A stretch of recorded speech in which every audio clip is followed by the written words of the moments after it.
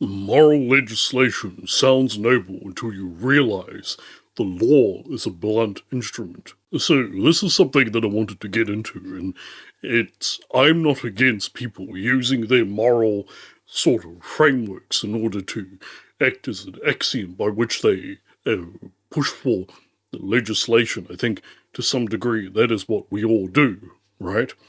Even the atheist who claims to be, detached and sort of bullshit.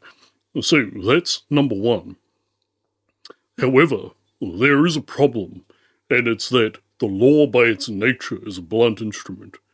And so, oftentimes, passing a law can have unforeseen consequences that end up screwing over a whole bunch of people and even undermining the very situation that one was seeking to remedy. So here's an example.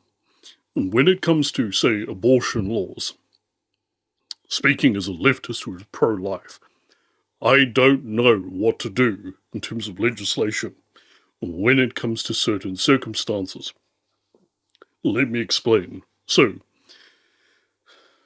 I think we can argue that for the most part, abortion is a terrible, horrible thing and is really tantamount to the crime of homicide when you think about it. However, there are circumstances that are unique. And so, one example being when a woman is a victim of essay of grape, or even, most terribly, a girl is a victim of essay or grape. What do we do in those situations? Well, morally, and I spoke to a Catholic about this, and he said that he would oppose abortion even in that circumstance. And he gave a very good explanation, this Catholic friend of mine. He said that what I care about is the dignity of the baby, the dignity of the third person involved. And so while the jerk, the evil man in the situation, usually will get a sentence of 5 years or so, the baby in this situation gets a death sentence. And how fair is that? That the baby has to suffer because of the sins of the father. And I agree. I fully agree with him. Morally speaking, I 100% agree. However, the fact of the matter is that things are much more nuanced, and from a purely legal perspective, enforcing such a thing is incredibly difficult and arguably inhumane.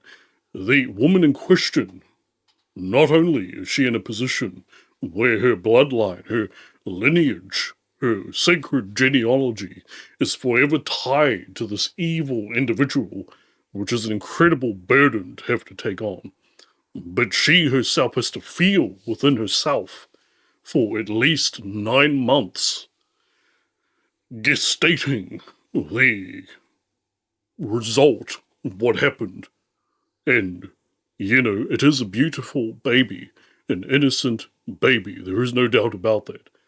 But she would be justified in feeling, from her subjective point of view, that what is growing inside her is akin to a baby demon or devil. I can empathize with that. I have compassion for that particular individual. But let us go more extreme. Let us say, and there was a real case in America where this happened, the individual in question, the victim in question, is 9 years of age. Is it even feasible in that circumstance? And so this is where it gets difficult, because I don't know the answer in terms of the law and how we are to deal with this. We are to even comment on it legally.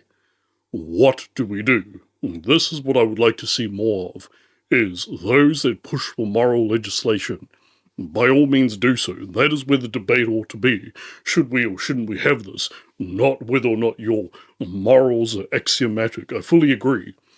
But let us both understand that the law by its nature is a blunt instrument, and that it can have catastrophic consequences if we just use it in a willy-nilly sort of blase manner. We need to be careful curators when approaching the subject of law. We need to carefully curate for outcomes, and we need to understand that just because something is immoral, deeply immoral, doesn't necessarily mean it should be illegal. and vice versa. Just because something is perfectly permissible morally doesn't necessarily mean it should be allowed in terms of the law. An example being the moral argument for the legalization of all drugs. I, as an individual, morally have the right to do whatever I want with my body. That is the argument. And I can see where that perspective is coming from. But socially, what would that do to the country? What would that do to wider society? These are the valid conversations that need to be had. And the reality is that curating the law is akin to coding a computer. It is a fine practice that requires nuance and sensitivity and understanding and an ability to admit that one will make mistakes.